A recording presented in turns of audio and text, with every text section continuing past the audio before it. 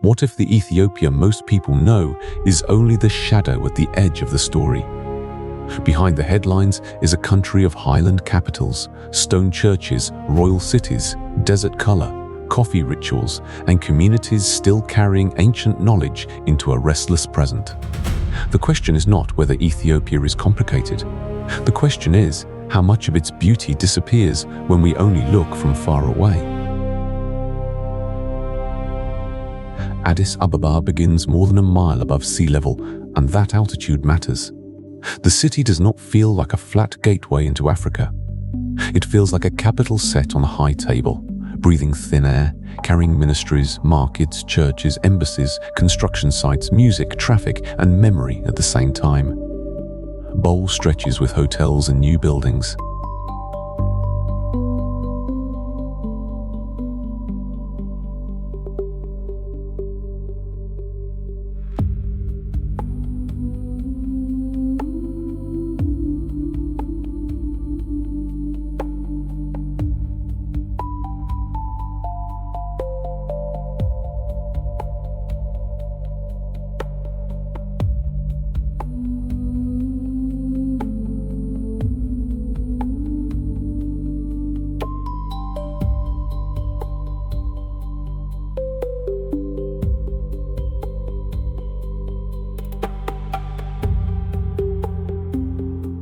Meskel Square holds national gatherings.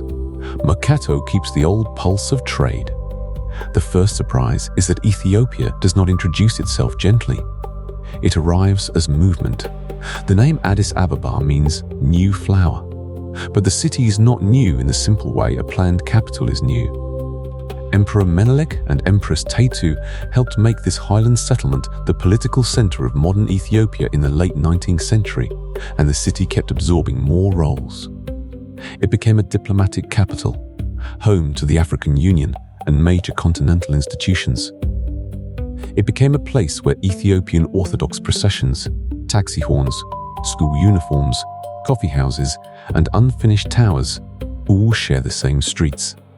For a traveler, Addis is often treated as a layover before Lalibela, the Simien Mountains, or the south. That is a mistake. The city explains the country in compressed form.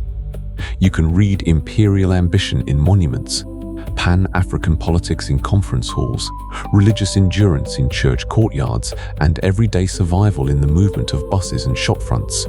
You can also read a question that runs through the whole journey. How does a country with such deep roots keep rebuilding without losing the older ground beneath it? In May 2026, local reporting in Addis highlighted tourism investments around Unity Park, Shega Park, Entoto Park, the Adwa Victory Memorial, pedestrian corridors, digital tourism tools, and hotel capacity near transit routes.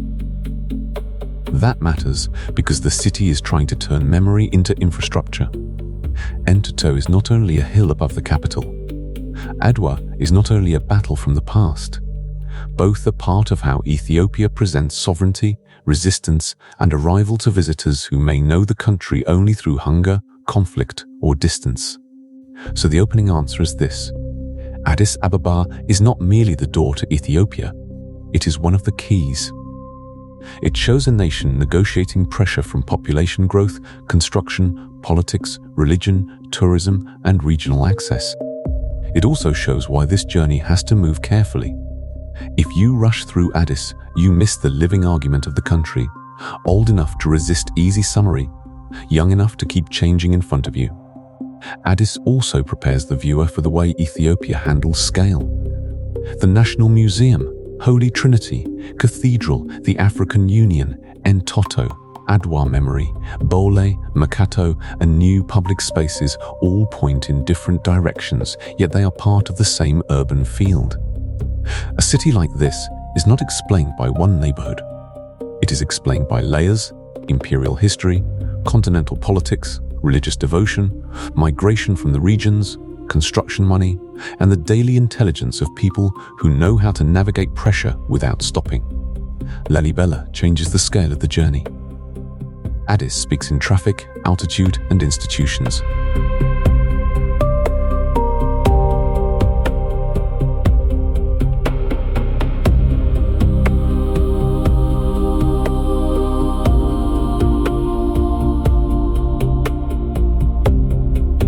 Lalibela speaks in stone.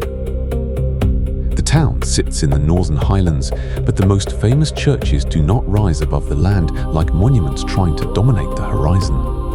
They are carved into it. The rock-hewn churches of Lalibela are not ruins in the ordinary sense. They are places where architecture, pilgrimage, liturgy, and landscape still meet in a living Ethiopian Orthodox world.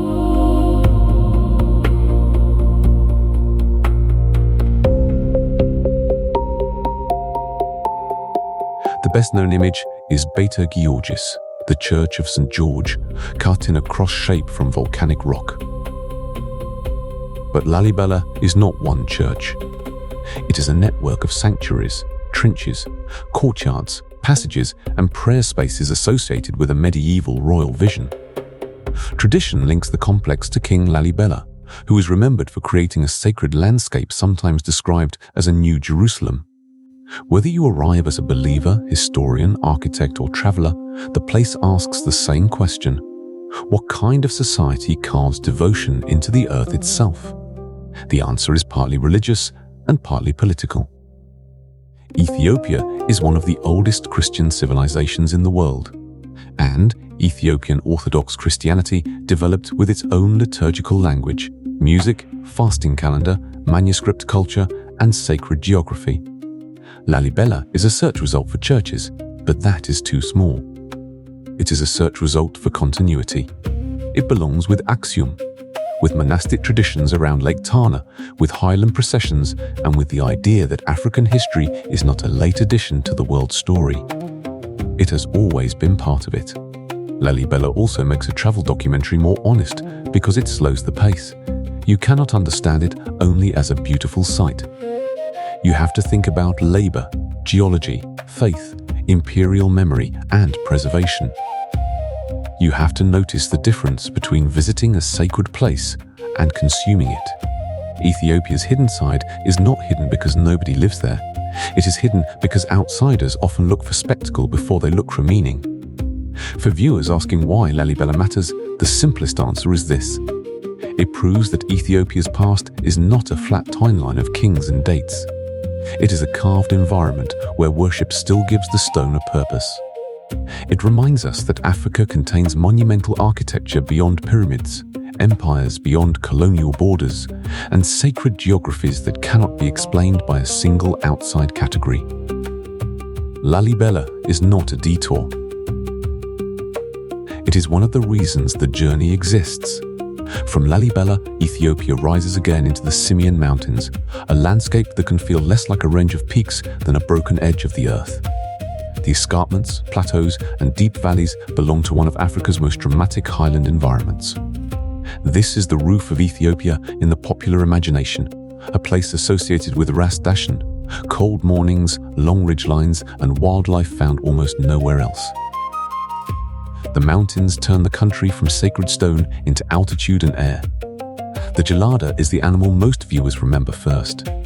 It is often called a baboon, but it belongs to its own branch of primate life, with a grass-eating habit, complex social groups, and a red chest patch that has made it instantly recognizable. Geladas are not props for scenery, they are evidence of Ethiopia's ecological isolation. The highlands created pockets where species could adapt over long stretches of time, shaped by cliffs, seasons, and grasslands, rather than by the safari image many people attach to Africa. That matters because Ethiopia interrupts the usual visual shortcut for the continent. The Simien Mountains are not savanna in the familiar sense.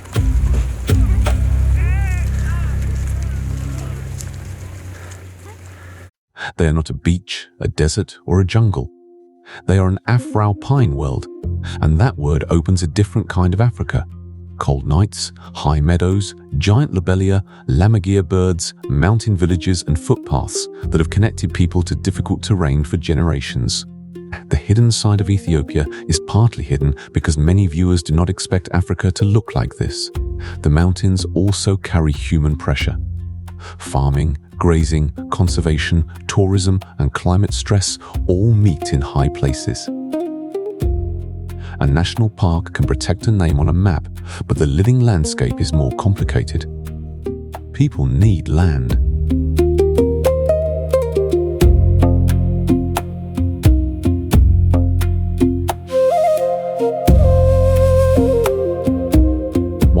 needs space. Visitors want access.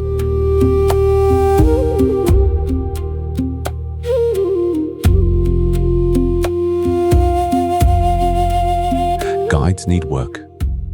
The Simien story is not only about beauty.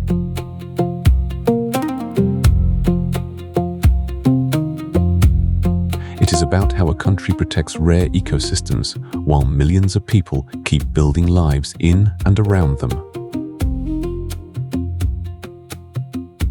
The Simiens give the journey its first wild silence.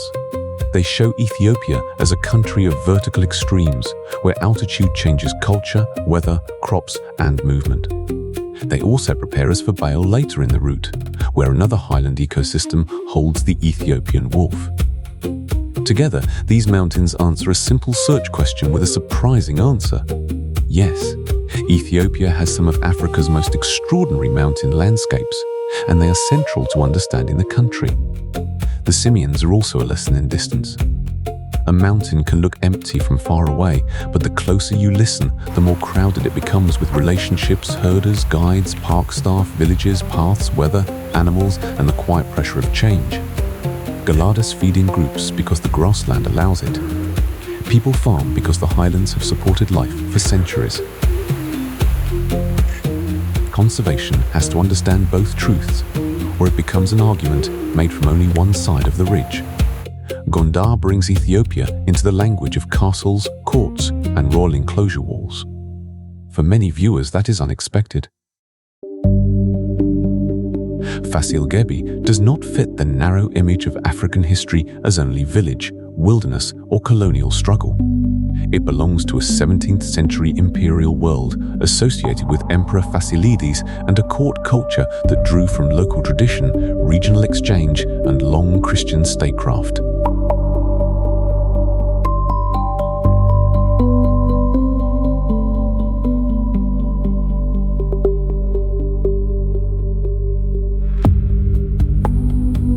Gondar reminds us that Ethiopia had capitals, dynasties, architecture, and diplomatic imagination long before modern travel branding tried to simplify it.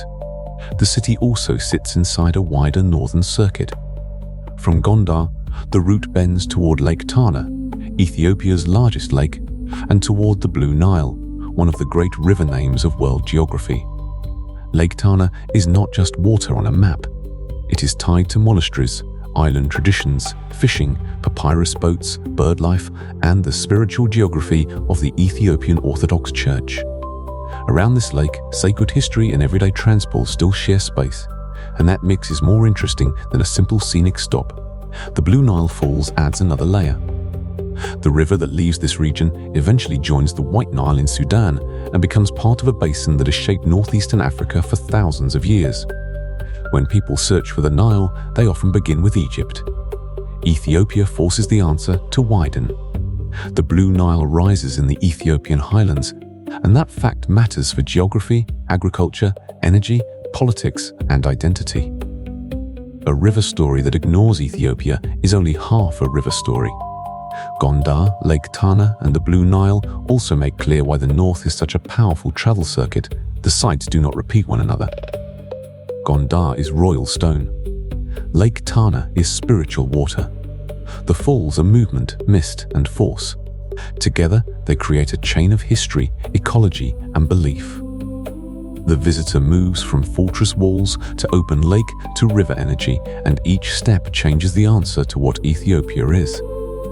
This part of the route is information dense because the landscape is information dense. It contains royal heritage, UNESCO conversations, monastery traditions, river origins, market life, and highland settlement in one geographic band.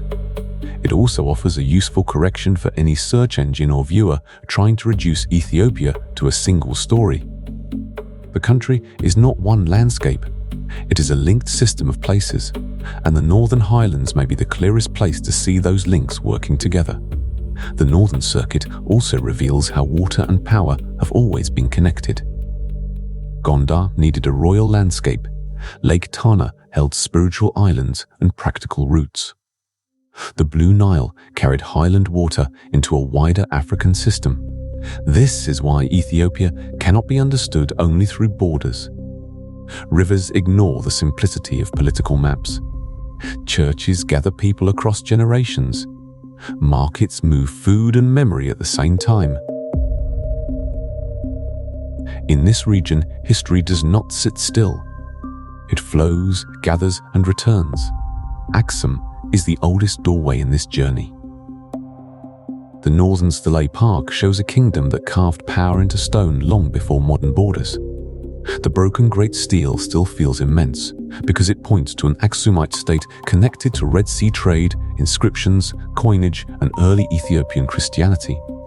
We keep this stop short because the exact visuals are limited, but its importance is not small. Without Axum, Ethiopia's story loses its ancient foundation.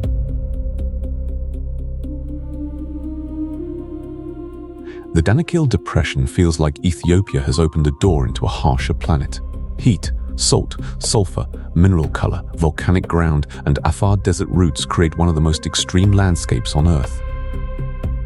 It is easy to describe Danakil as unreal, but that word can hide the human truth of the place. People have crossed, worked, guided, traded, and survived here for generations. The landscape is severe, but it is not empty. Dalalol is the name many viewers recognize because of its acid pools, yellow mineral crusts, green water, steam, and salt formations. Ta'ale adds a volcanic identity tied to lava, crater activity, and the restless geology of the Afar region. The Danakil is part of the larger Afar Triangle, where tectonic forces are pulling land apart. That makes the region visually astonishing and scientifically important.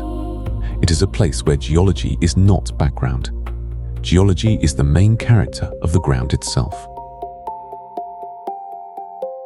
The salt flats add an older economic story.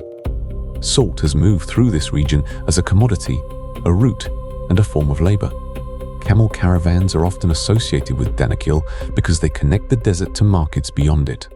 Modern vehicles and tourism have changed access, but the older meaning of salt remains. In Danakil, a mineral is not only a mineral, it is work, trade, endurance, and memory under punishing heat. This region also requires careful language.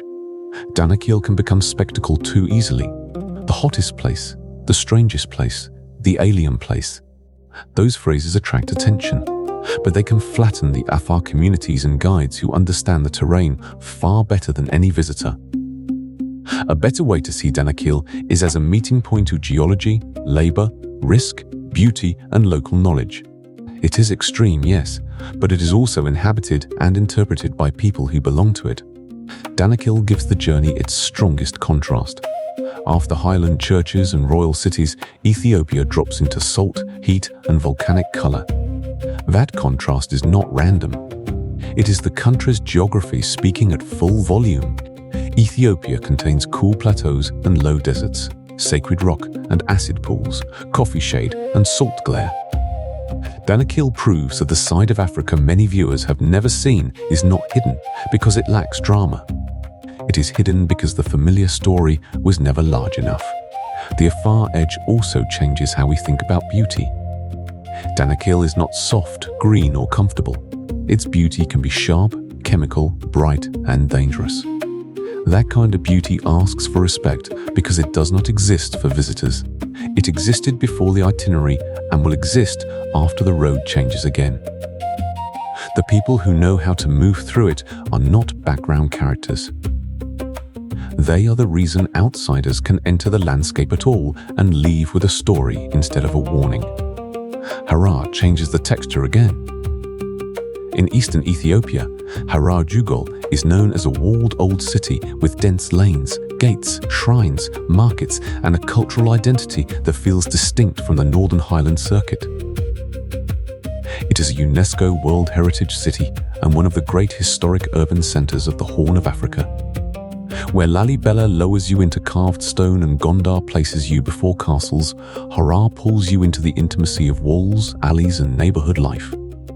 The city has long been associated with Islam, scholarship, trade, and routes connecting the Ethiopian interior to the wider Red Sea and Somali worlds. Harar is sometimes described as a city of saints, and its religious landscape includes mosques, shrines, and long traditions of learning. That matters because Ethiopia is not only an Orthodox Christian highland story, it is also Muslim, Eastern, mercantile, multilingual, and connected to roots that do not always appear in the first paragraph of a travel guide. Harar is also famous outside Ethiopia for the hyena tradition, but that cannot be the whole story. The animals attract curiosity, and the relationship between people and hyenas has become part of the city's global image. Yet Harar should not be reduced to a single ritual. Its deeper value is urban, a compact old city where architecture, religion, trade, and identity have been layered tightly over time. The walls are not just boundaries, they are memory made physical. In Harar, Ethiopia's diversity becomes impossible to ignore. The country includes imperial capitals and desert edges, but it also includes cities shaped by Muslim scholarship and Eastern trade.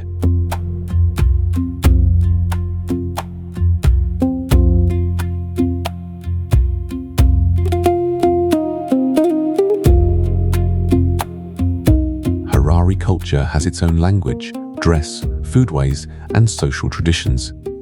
That specificity is exactly what makes the journey stronger. We are not moving through one generic national image. We are moving through distinct worlds that still belong to the same country.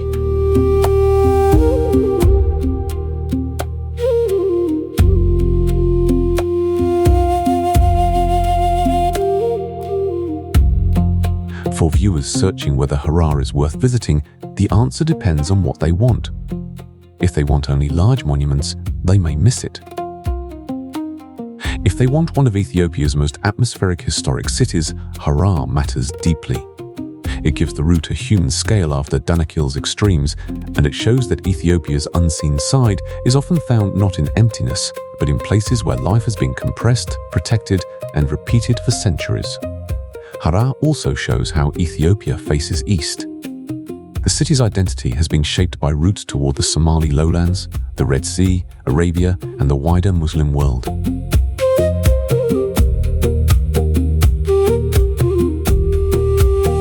That Eastern orientation matters because it complicates the common highland, only picture of Ethiopia. Harar is Ethiopian without needing to resemble Lalibela or Gondar.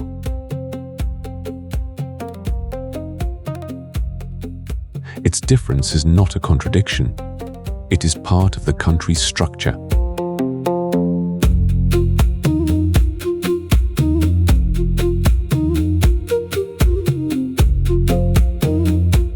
The walled city helps prove that Ethiopia's unity has always contained many directions. The Bale Mountains bring the route back into altitude, but not as a repeat of the Simiens.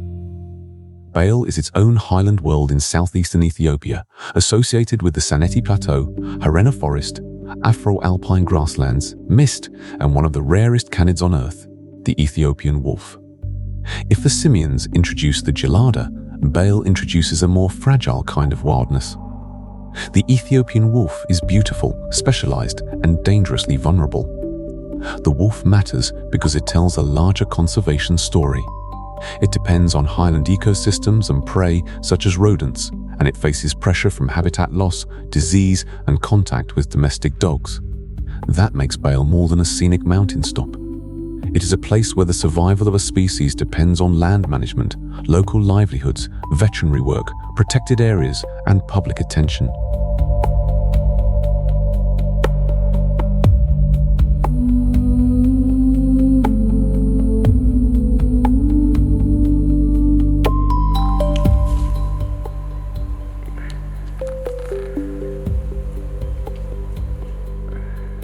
Bale also expands the idea of Ethiopia's landscapes. Many people know the country through famine-era images, desert stereotypes, or northern heritage sites. Bale adds forest, mist, plateau, and endemic wildlife. It helps answer a question viewers may not know to ask: where are Ethiopia's wild highlands beyond the famous Northern Circuit? The answer includes Bale Mountains National Park, a place that belongs in any serious conversation about biodiversity in the Horn of Africa. There is a human side here too. Conservation in Bale cannot be separated from communities living near the park, from grazing pressure, from farming, from guides, from roads, and from the economics of tourism. The challenge is not simply to protect animals from people. It is to build a future where local people and rare species can both remain. That is a harder story than a postcard, and it is a more useful one. Bale gives this documentary another kind of tension, beauty that depends on restraint. The mountains are not asking to be conquered. They are asking to be understood as a living system. When the Ethiopian wolf appears, it carries the whole argument in one animal body. Ethiopia is ancient, yes. Ethiopia is sacred, yes.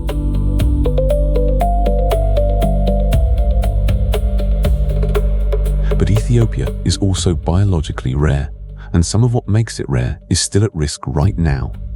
The Omo Valley is one of the most sensitive parts of any Ethiopia story because it is visually powerful and ethically easy to mishandle. The lower Omo region is associated with communities such as the Hamar, Mercy, Cairo, Dasanek, Nyangatom, and others, each with its own language, aesthetics, social systems, and histories.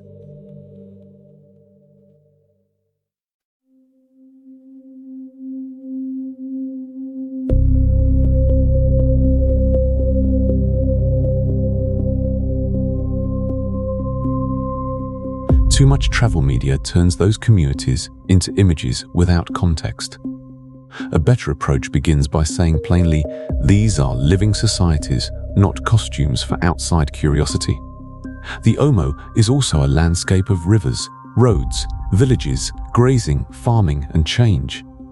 The Omo river system connects ecology to livelihood, and development pressures have affected the wider region. Markets, ceremonies, body art, cattle culture, and village life cannot be separated from land, water, tourism, and government policy. If the goal is to show the unseen side of Ethiopia, the Omo Valley must be presented with care, because what is often unseen is not the people. It is their agency. The temptation is to call the valley timeless. That word sounds poetic, but it is usually wrong. Communities in the Omo are not frozen outside history. They respond to roads, phones, tourism, climate stress, education, trade, and state decisions. Some traditions continue. Some adapt. Some are performed for visitors in ways that change their meaning. The honest story is not that the Omo exists outside modern life. The honest story is that modern life arrives unevenly, and local cultures negotiate it in their own ways. For viewers, the Omo Valley can become a test of how we watch. Are we looking for difference as entertainment? Or are we trying to understand how people live with land, cattle, kinship, ritual, and change? Ethiopia's southern route asks for patience. It asks us to name places and peoples without pretending a few minutes can explain them fully. That humility is not a weakness. It is the only respectful way to begin. The Omo Valley remains essential because it expands Ethiopia beyond the northern historical circuit. It shows that the country is not only empire, church, castle, and mountain. It is also southern river valleys, village networks, pastoral knowledge, market exchange, and cultural plurality.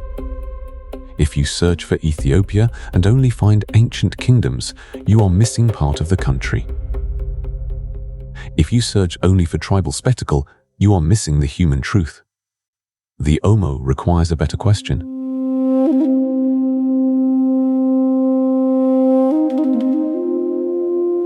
The Omo also challenges the language of discovery. Outsiders did not discover the people who live there. They arrived late to societies with their own names, rules, memories, and negotiations. Good travel storytelling should make that clear. It should identify culture without turning it into a museum label. It should admit when it cannot explain everything. And it should leave viewers with curiosity that is more respectful than ownership, because curiosity without respect is only another form of taking. The Rift Valley gives Ethiopia another geological identity. After castles, churches, highlands, and desert minerals, the land opens into escarpments, lakes, roads, farms, and southern towns.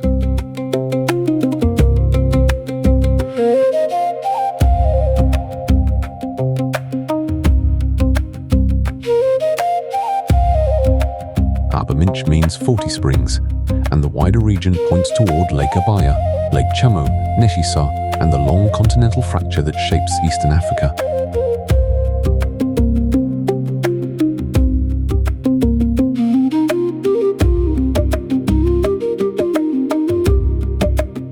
This stop stays with the Ethiopian plain and the rift landscape itself, wide ground, dry light, movement, and the sense of a route opening south. The point is still important.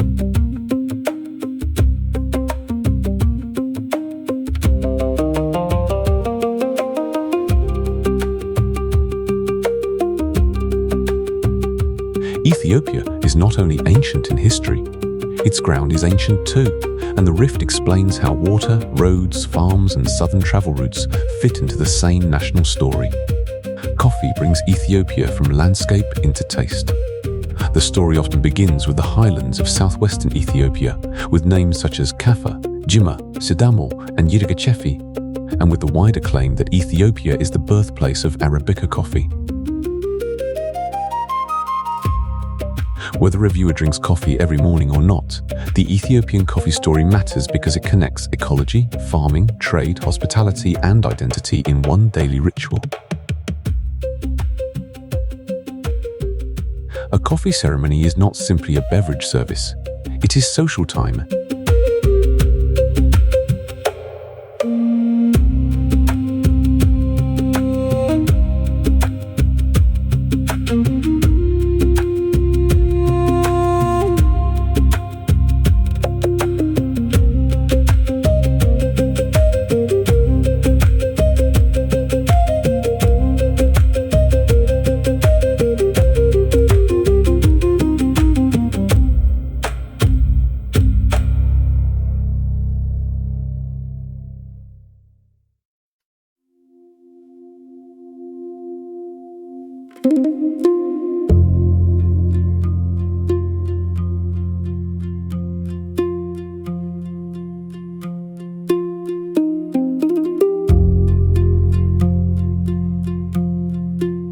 Beans are roasted, ground, brewed, poured, shared, and discussed.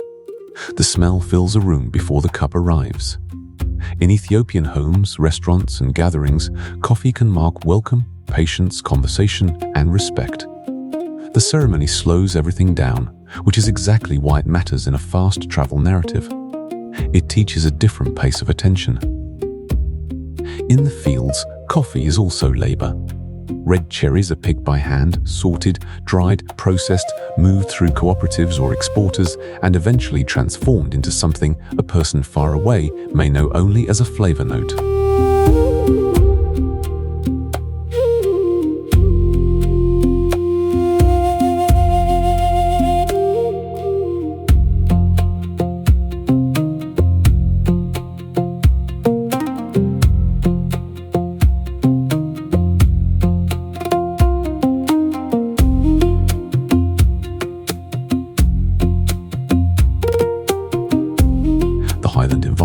Shapes that flavor. Altitude, rainfall, soil, shade, varieties, and processing methods. When people search for Yiga Shefe or Sidamo coffee, they are searching for more than a product.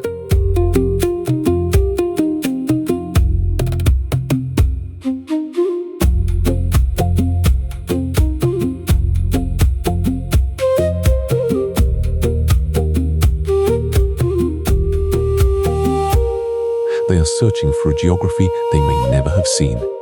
The coffee highlands also connect to current questions about climate and resilience. UNESCO reported in May 2026 that the Bridge Africa program launched in Ethiopia with support for rural households connected to apiculture, focusing on drought, heat, flood risk, biodiversity, and supply chain resilience. That program is about beekeeping, not coffee alone, but it belongs to the same highland reality.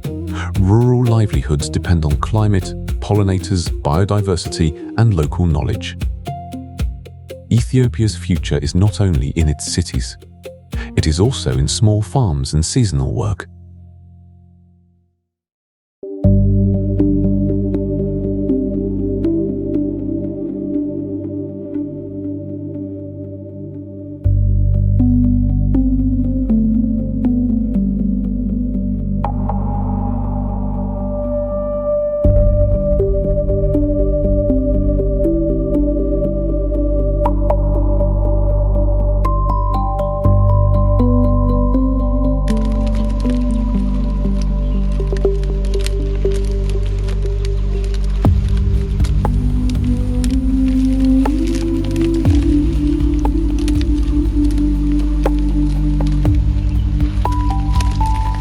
Coffee is one of the cleanest ways to understand Ethiopia's global reach. A ceremony in Addis, cherries in the Highlands, raised beds under the sun, and a cup in another country are all connected.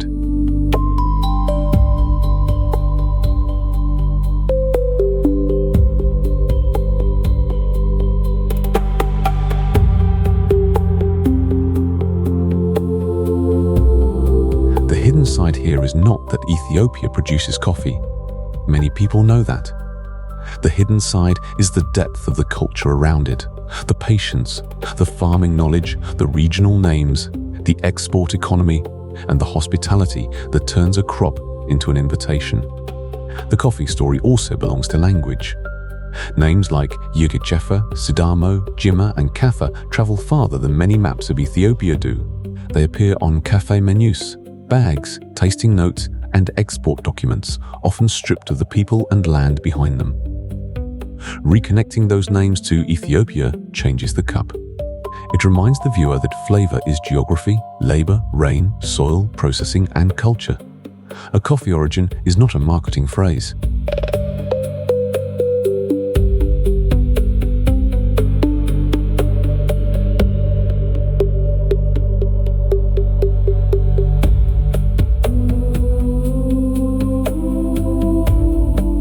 It is a place. By the time the route reaches its final movement, Ethiopia should no longer feel like one image. It should feel like a country of linked contrasts, highland capitals, carved sanctuaries, gelada cliffs, royal enclosures, old kingdoms, sulfur fields, walled cities, endangered wolves, southern valleys, rift landscapes, and coffee farms. The mistake is to ask for the real Ethiopia as if there is only one.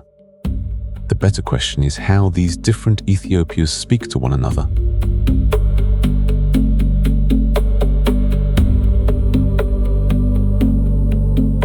Recent events make that question more important, not less. IGAD observed Ethiopia's 7th general election on June 1, 2026, and published a preliminary report on June 3rd.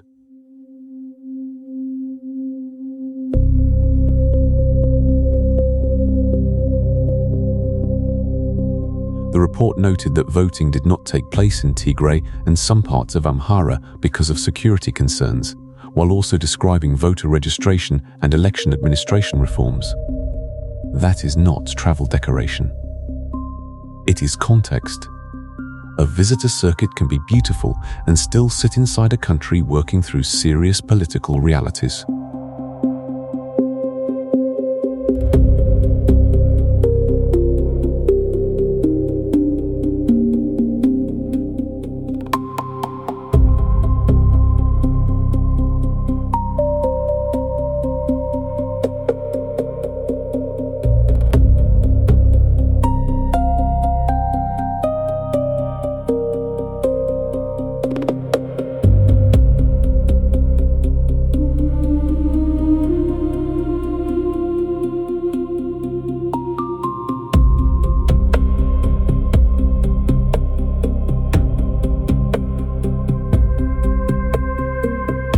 Safety guidance updated in May 2026 made a similar distinction.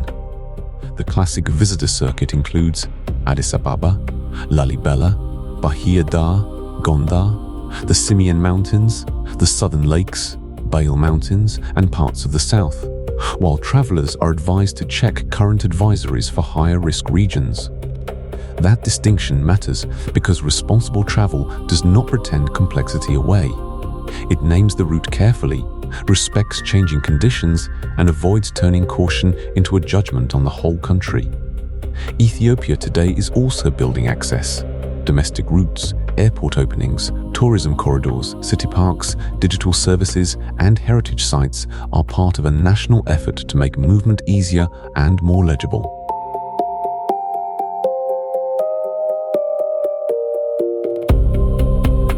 But infrastructure alone cannot explain the country. The deeper question is whether visitors will move through Ethiopia with enough context to understand what they are seeing. A road can bring people closer. It cannot guarantee that they look carefully.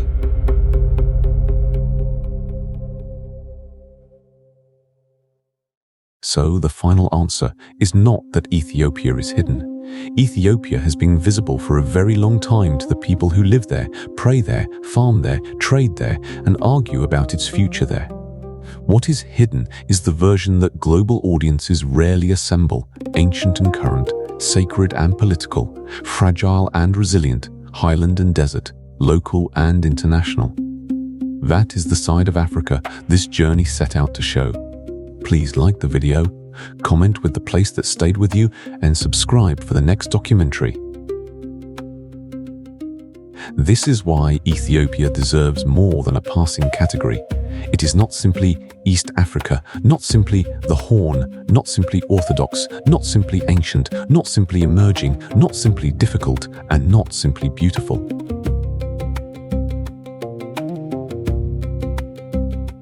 It is all of those things in tension. The value of this journey is not that it solves Ethiopia.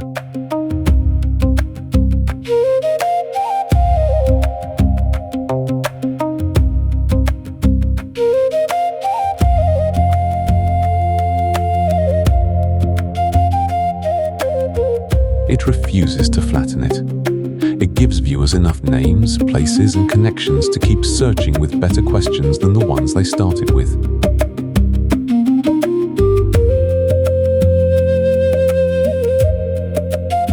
Those better questions matter because Ethiopia is often explained through single labels that make the country smaller than it is. Call it the birthplace of coffee, and you miss the politics of land, climate, export markets, and farmer knowledge in the Highlands. Call it the land of ancient churches, and you miss the living worshippers who still keep the calendar, chants, fasts, manuscripts, and pilgrimage routes alive. Call it the country of the Danakil Depression, and you miss the Afar communities whose desert knowledge makes that landscape human.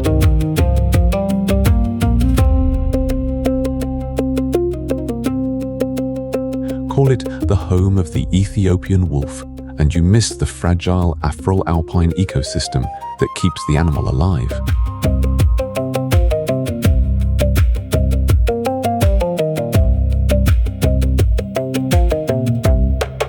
The same is true for the news. The June 2026 election observation from IGAD belongs beside the travel story because it reminds viewers that Ethiopia is not a museum. It is a state with federal regions, contested security conditions, administrative reforms, opposition questions, and citizens deciding what public life should become. The UNESCO Bridge Africa work on apiculture and climate resilience belongs beside the travel story because it shows that heritage is not only stone.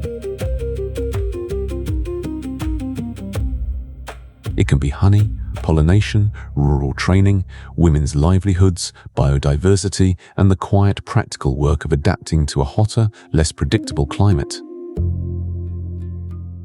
The opening of Negele Borena, Gedda Airport, as part of Ethiopian Airlines' domestic network, also belongs in the story because access changes what outsiders can imagine.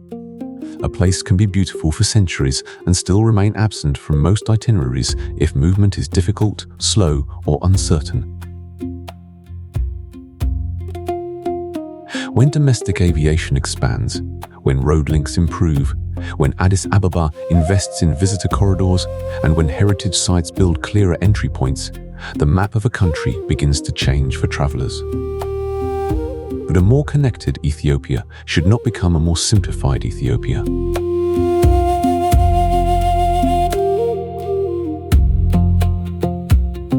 Easier access should bring deeper responsibility, not shallower curiosity. That is why the route in this documentary moves from Addis Ababa to Lalibela, from the Simien Mountains to Gondar and Lake Tana, from Axum to Danakil, from Harar to Bale, from the Omo Valley to Arba Minch, and finally back into coffee country and the national picture. Each place answers a different search. Addis Ababa answers the question of modern African diplomacy and highland urban life. Lalibela answers the question of rock-hewn Christianity.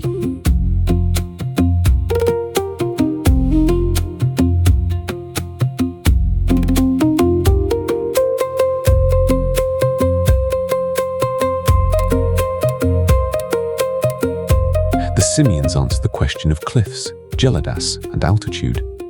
Gondar and Lake Tana answer the question of royal cities, monasteries, islands, and the Blue Nile.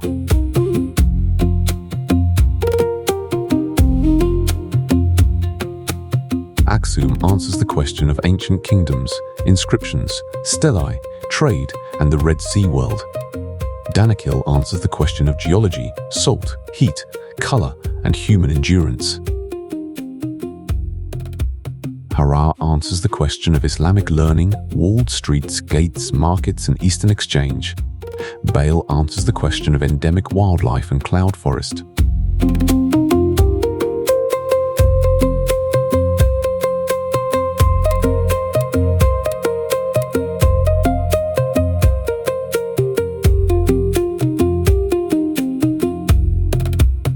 The Omo Valley answers the question of cultural diversity and the ethics of looking. Arba Minch and the Rift Valley lakes answer the question of water, escarpment, crocodiles, fishes, and park landscapes.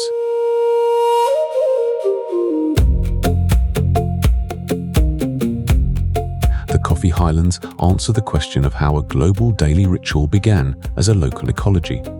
When those answers are placed together, Ethiopia becomes harder to stereotype and easier to respect.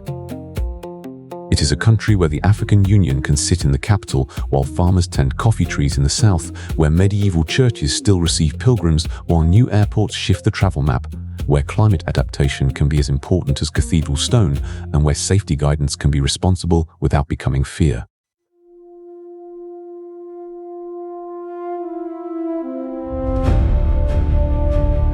That is the unseen Ethiopia worth carrying forward, not unseen because it was absent, but unseen because too many viewers were never given the full frame. Ethiopia does not fit inside one promise, one warning, one itinerary, or one search result. It is a highland capital building upward, a church carved downward, a desert that seems to come from another planet, a coffee ceremony that turns time into hospitality, and a set of living cultures that deserve attention without being turned into spectacle. If one place stayed with you, hold on to it. Addis Ababa, Lalibela, Simien, Gondar, Axum, Danakil, Harar, Bale, Omo, the Rift Valley, and the Coffee Highlands are not separate postcards. They are connected clues in a country that keeps asking to be understood more carefully. The journey also leaves a responsibility with the viewer. When Ethiopia appears in a headline, remember that the headline is only one doorway. Behind it are families in Addis traffic, priests in Lalibela courtyards, guides in the Simiens, traders near Gondar, pilgrims in Axum, Afar workers near Salt, Harari neighborhoods, Bale conservationists, Omo communities, southern lake towns, and farmers who know the patience of coffee cherries. A country is never the loudest story told about it. To keep looking well, search by name. Search Addis Ababa, Lalibela, Simien Mountains, Gebi, Lake Tana, Blue Nile Falls, Axum, Danakil Depression, Harar Jugol, Bale Mountains, Omo Valley, Arba Minch, Yagachefi, Jimma, Ethiopian Orthodox Christianity, Ethiopian coffee ceremony, and the Great Rift Valley. Names protect complexity. They make the next answer better than the last one. That is the promise of this route. Not a perfect map, but a better beginning. Ethiopia remains bigger than any title, any itinerary, or any single answer. The next time the country appears as a question, the names in this journey can help the answer become more honest, more specific, and more human.